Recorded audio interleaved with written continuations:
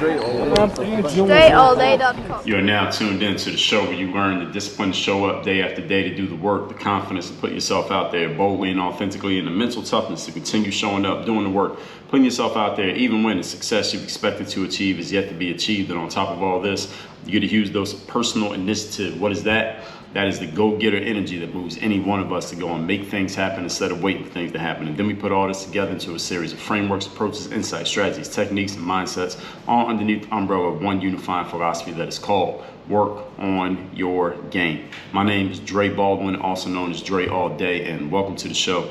And today's topic, we are on part 2 of 3. It's a 3-part mini series where the subject is book writing, and today's topic specifically is things you need to know when you are writing a book. While you are in the process of writing your book, what are some things that you need to know, some things you need to understand, some things that most people who want to tell you about writing books probably couldn't tell you, either because they're hiding the keys from you or because they just don't know this information or they couldn't explain it. Probably a combination of all three, but it doesn't matter. I'm going to give it all to you here today, so make sure you are taking notes on this. You're a writer anyway. So before we get into this, first of all, I'm going to tell everybody that I have a daily motivation text that I send out every single day free of charge to everyone who's in my text community. If you are someone who would like to receive that daily motivation so that you are focused, sharp, and on point every day, here's all you got to do. Send me a text at this number. This is the number I'll be texting you from, so save this in your phone. It is 305-384-6894. Hit me at that number, and every day you'll be getting that message to keep you focused, sharp, and on point every single day. The number, once again, 305-384-6894. Now, the topic, once again, today, we're on part 2 of 3. Things you need to know while in the process of writing a book. So, this is going to assume you follow what we talked about in yesterday's episode. You started writing your book. Now you need to know what you need to know while you're in the process of doing the writing. And there are some things that you do need to know while you're in this process. And I think there's actually a lot of people in all these groups. There's a whole bunch of people who want to write a book. They've been thinking about it, talking about it. They mentioned it to me or to anybody they know who has written a book, and they haven't started writing yet. So that they were covered yesterday. Now here in this group, we got the people who want to put a book out and they're in the process of writing it. But the challenge for a lot of people who are in the process of writing what is going to become their book is that a lot of you are completely clueless as to what you need to do, what you're going to need to know, and some things that you probably didn't even know you needed to know when it comes to having a book done and what the next steps are going to be. I'm going to cover all that here today. So again, make sure you're taking notes on what I'm saying here so I don't have to repeat myself to anybody who wasn't paying attention. Point number 1, topic once again, is things to know when you are in the process of writing a book. So since the book has already started, here's the first thing. It is now, during this period that you are doing the writing, while you are writing, you should be planning your marketing and promotion. It is not after you finish writing the book that you start thinking about how am I going to market and promote the book? How am I actually going to sell the book? How am I going to get anybody to read my book? You want to be doing this before you are finished with the writing of the book. If any of you was following me, let's say if you've been following me for a year or more, especially if you follow me on social media, maybe not so much just through this show, but especially if you follow me on social media, you know that leading up to the release of my book, The Third Day, which I have here, this book came out in August of 2021. But leading up to the release of this book, actually not even the release, but even before I put the pre-order out, which came out on June, which was 2 months before the official release of the book, I was showing people and telling you about the work that I was doing on the book before it was even ready. I was showing you how I'm working on this chapter of the book, or I'm working on the design of the book, or I'm working on fixing up the outline of the book, I'm going through the editing, or hey, I'm about to record the audio book. I was telling you about that way before you could even do anything to get your hands on a copy of the book. I was getting you ready for it before it was even ready. And on the back end of things, I was already marketing myself to people who already have audiences so that when my book came out, I could get in front of their audiences and I could talk about the concept of The Third Day and send people to go order a copy of the book. I was doing that before I was even done with the writing of the book. When I was still in the process of writing, I was already thinking about how am I going to sell this? How am I going to market this? How am I going to get people to know about it and give a damn about it? Because again, as I said in yesterday's episode, just having a book alone does not make anybody give a damn about your book. Many people incorrectly think that that's how it works. That is not how it works. Nobody cares that you have a book. There are 33 million books on Amazon. All right, why would anybody care about yours? So in 33 million, there's only 300 million people in America, right? And let's just say a good amount of them ain't reading any books. So with 33 million books out there, you got a few people who write a whole bunch of them with a bunch to their name, people like me. But then you got a whole bunch of people with one book. All right, a lot of the people who actually read books are people who got their own book. All right, they're trying to get their book sold. They don't care about yours. So how are you going to get people to give a damn? As the old saying goes, everyone, the best time to plant a tree was 10 years ago. The next best time to plant a tree is today. So for anything that you are planning to sell, ever in life, as a matter of fact, it doesn't even have to be a book. The best time to think about selling it is before it is ready to be sold. This is when you start preparing your audience for the sale, preparing your marketing process so it can be ready, so you can be ready to start marketing it before it's even ready. So people already are ready for it before it exists. And preparing yourself for the sales process, because selling is a job. Selling is not something that just happens just because you have a thing. Just because you have a book does not mean people are going to buy it. Just because you have a course does not mean people are going to sign up for it. Just because you have coaching or you have a program or you have an event does not mean people are going to come and beat down your door for it. There is a marketing and selling process that has to be gone through, and it's an ongoing process. As long as you want to keep selling something, you have to keep marketing it. So this is not something that just happens naturally just because you have it. And by the way, any of you who's ever or who will ever write a book with a traditional publisher or any type of publisher, whether it's hybrid publisher, traditional publisher, whatever, they do not do the marketing and selling of your book for you. Many people incorrectly think this. So if you sign a publishing deal and they give you an advance and you go to the office and you sign the contract and you're all excited and all of that stuff, and they're going to do all this stuff to help you out. They will do a lot of stuff to help you out. They'll help you with the editing. They'll help you with the cover design or hurt you, depending on how well their cover design team does. I told y'all about the challenge that I went through with getting to work on your game cover design. Their designers sucked, but I was able to fight. I fought for that and got the cover design the way that I wanted to get it designed. The editing, the copy editing, the developmental editing, the actual printing of the physical book so that it's in the stores, getting it listed on Amazon, getting it in all the bookstores or whatever bookstores they're going to put it in so your book can actually be bought by another person. The publisher will take care of all of that. However, they do not market and promote your book. They're not going to put a big billboard of you up in your city. They're not going to run commercials for you. They're not going to get your book in the big glass window on the side of the bookstore, so when people walk by, they see a big display of just your book. That only happens for certain authors, and it usually only happens if you sell or you're able to sell a certain number of books, regardless of how you sell them. So, for example, to give you an example, this is something that a lot of people don't know, but there's I forget what company bookstore it is, but there's a bookstore down in Times Square, New York City, that they told me this directly, and the publisher that I work with was in this conversation, so they know this as well, but a lot of authors don't notice that if you are able to have a sale of 5,000 copies of your book, 5,000 copies, they will put a display of your books in the front store window of the store. So to make it very simple for you all, if I take my book, Work on Your Game, and I call that bookstore, so they basically said, Dre, if you ever get a bulk sale and someone wants to buy a bunch of copies of your book, do it through us, and we'll put a display of your books in our store window, which ostensibly the reason that they tell you that is because if you have that display, then the idea is people seeing that display is going to help you sell more books, which it probably will, but who knows how much more. Then you got to think about your contract, how much money you make on every sale, et cetera, et cetera. But anyway, if I wanted to get my book, Work on Your Game, on display in the front store window of that New York City bookstore, here's all I got to do is make a payment to buy 5,000 copies of my own book, and they will put that book in the window. Now, what I'm going to do with those 5,000 books, I have no idea. I guess I had to sell them myself, but isn't that the very point? So that is something that you all need to know. So publishers, I'm not going to speculate here, but you can speculate for yourself. Then when you see an author who has their books in that display window, how they got there, there's things going on that many of you don't know about, and it is not just anyone whether that be a publisher or a bookstore entity, just marketing and promoting a person out of the kindness of their heart. They're doing that because there's money to be made or money that has already been paid.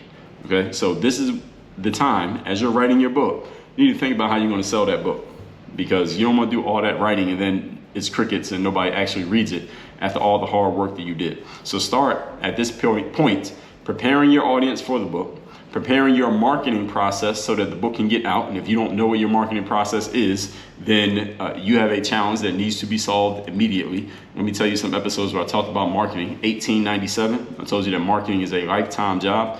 Episode 1835, the 3 marketing traffic strategies and how to use each. Episode 1768, how to raise your value in the market. Episode 1515, you are a marketer.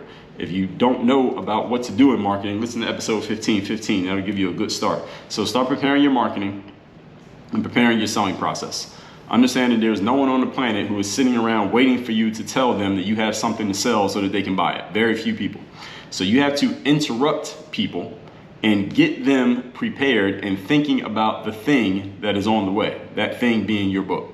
Many authors like to say that the best time to start preparing for the launch of a book is between 6 and 12 months before the book is scheduled to release, so that you can be laying the foundation and building a relationship that you're going to building the relationships, period, that you will need to sell the book.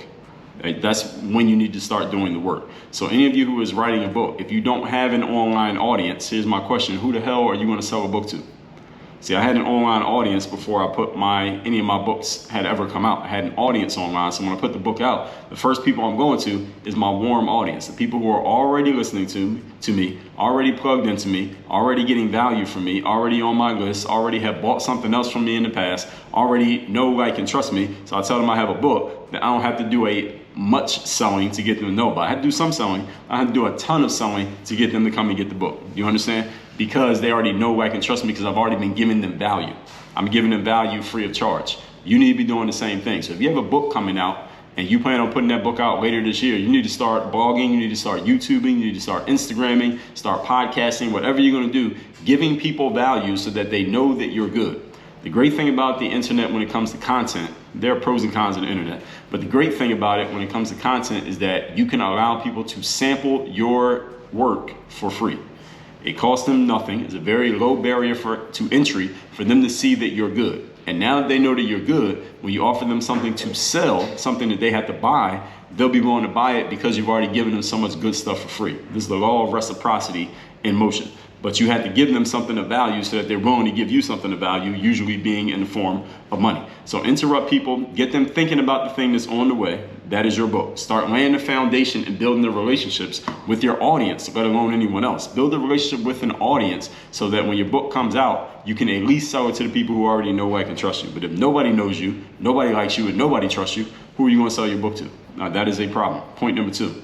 Today's topic, once again, things you need to think about and know about while you are in the process of writing a book. Number 2, a second set of eyes will always help when it comes to your writing.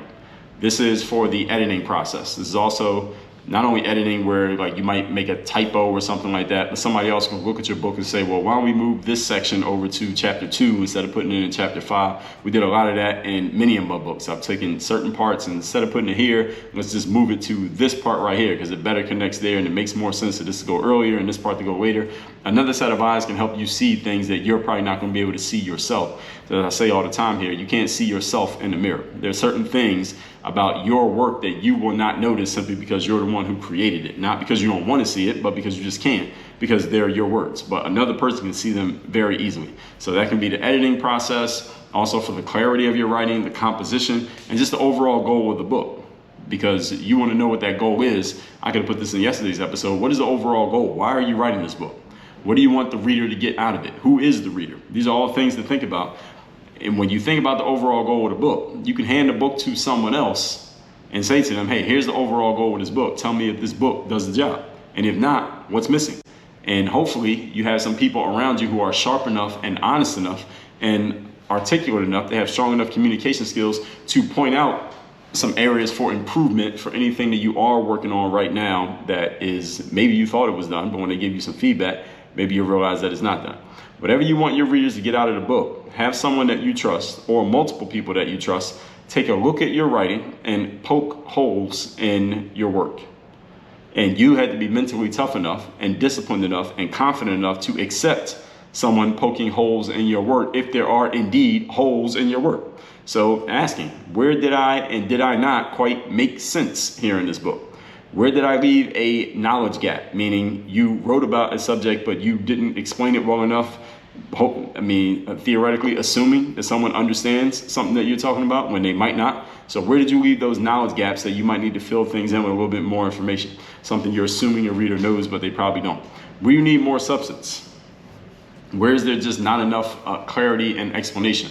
So one of the books that I wrote, I remember the editors would look at it and they would just put in they would add a little comment, because I did a lot of my writing in Google Docs, and they would say, well, I see this point, but how? H-O-W with a question mark. How? How can someone do this thing that you just said there, Dre? And I had to explain it. I had to add more meat and potatoes because I was leaving a knowledge gap that I was just assuming someone would know how to do this thing, but the editors thought, well, people might not know how to do that, Dre, so you're going to need to lay that out and spell that out, how someone can do that. So that's the knowledge gap.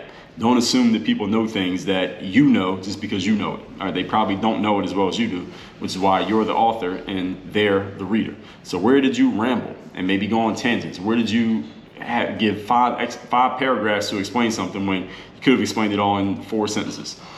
These questions are all part of the editing process, but if you don't have a second set of eyes to look at what you're writing, you might not never notice these things, but somebody else will notice them. So that's why you need another set of eyes. It's hopefully someone's sharp enough and astute enough to be able to point things out to you.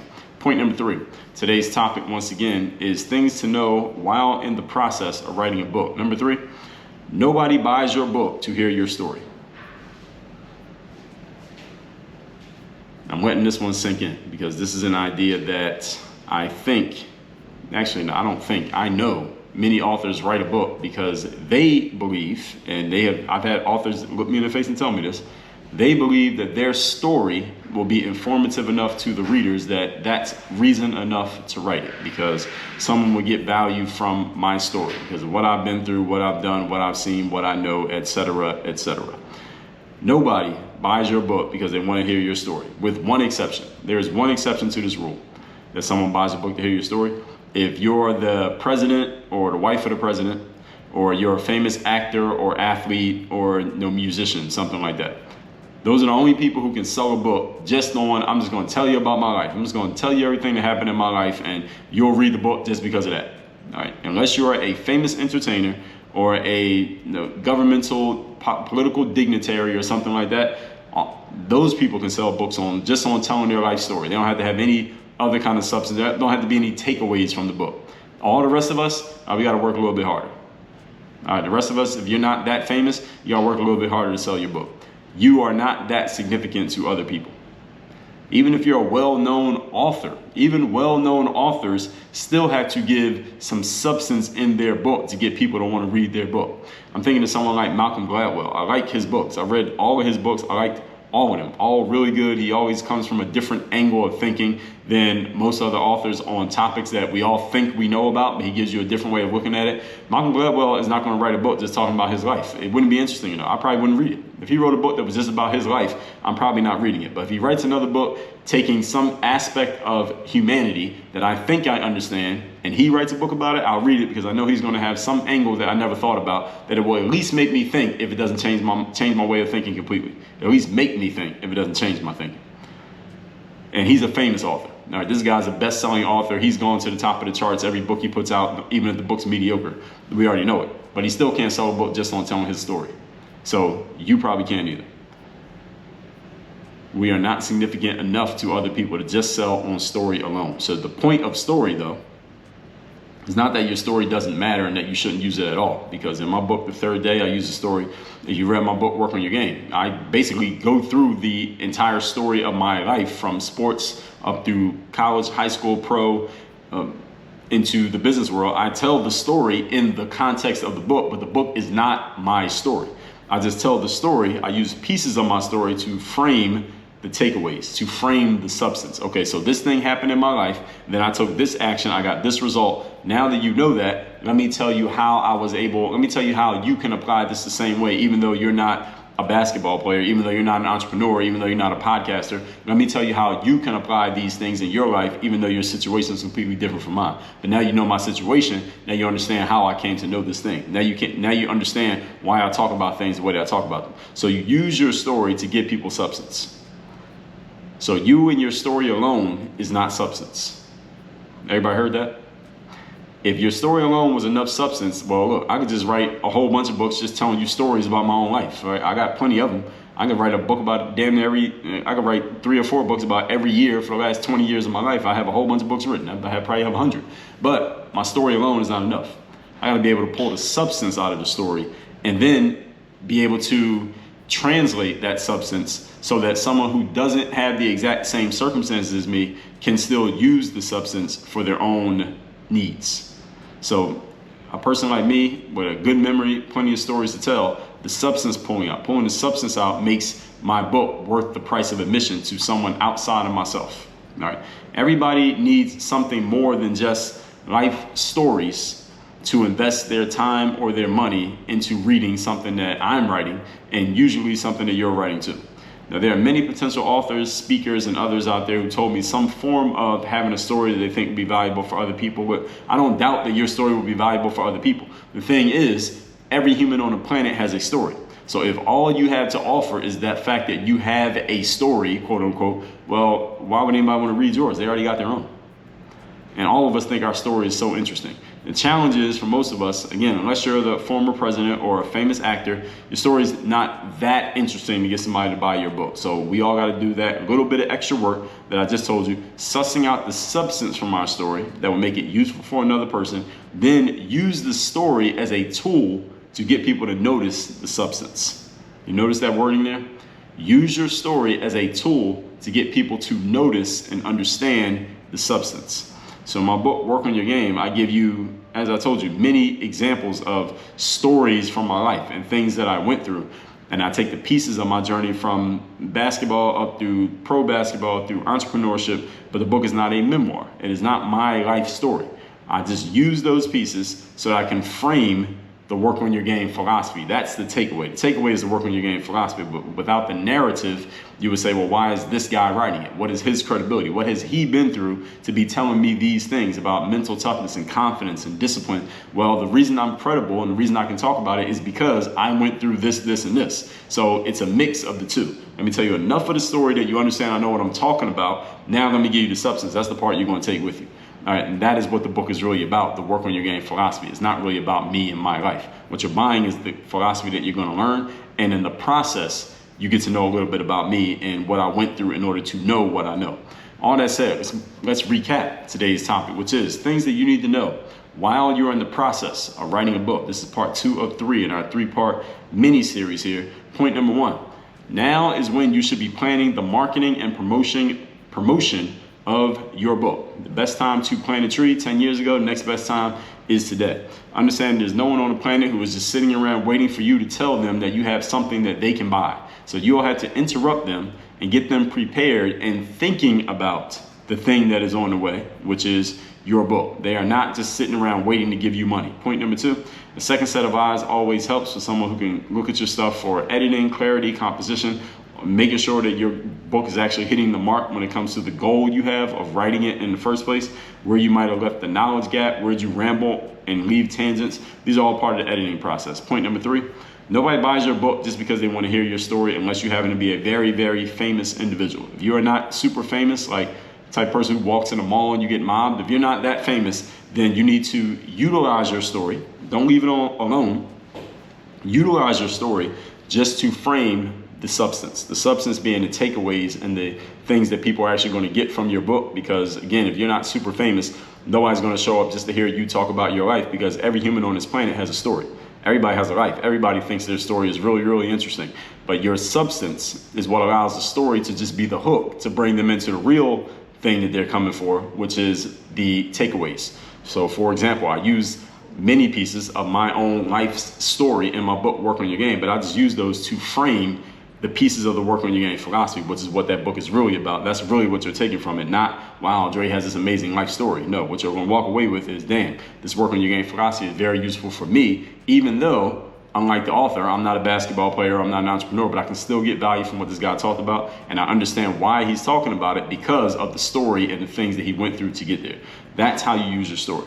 All this said, 2 things I'm going to tell you. Number 1, get my daily motivation text free of charge every single day straight to your phone. Text me at my number, 305-384-6894. You'll be getting that daily motivation. And number 2, you ready to take the next step and go to the next level with me and in the Work on Your Game world, then join me at workonyourgameuniversity.com, where you can get my monthly bulletproof bulletin sent straight to your mailbox, not to your phone, not to your email inbox, to your mailbox. You see me holding it right here, the Bulletproof Bulletin. Every month I'm sending this out to all the members of the university, and you can join my Bulletproof Mastermind. All of that and all the details, all the information, all the bonuses, and I put so many bonuses in there you wouldn't even believe it. If we put some in there, I'm probably gonna take some down. So you better go take advantage of everything I put in there right now before I change my mind. That is all at workonyourgameuniversity.com. Again, workonyourgameuniversity.com is where you can join my Bulletproof Mastermind, is where you can join the university, get the Bulletproof Bulletin mailed to you, get access to all my best courses: Bulletproof Mindset, Social Story Secrets, Content Machine, ASAP Confidence, 30 Days of Discipline, People Skills, Toughen Up,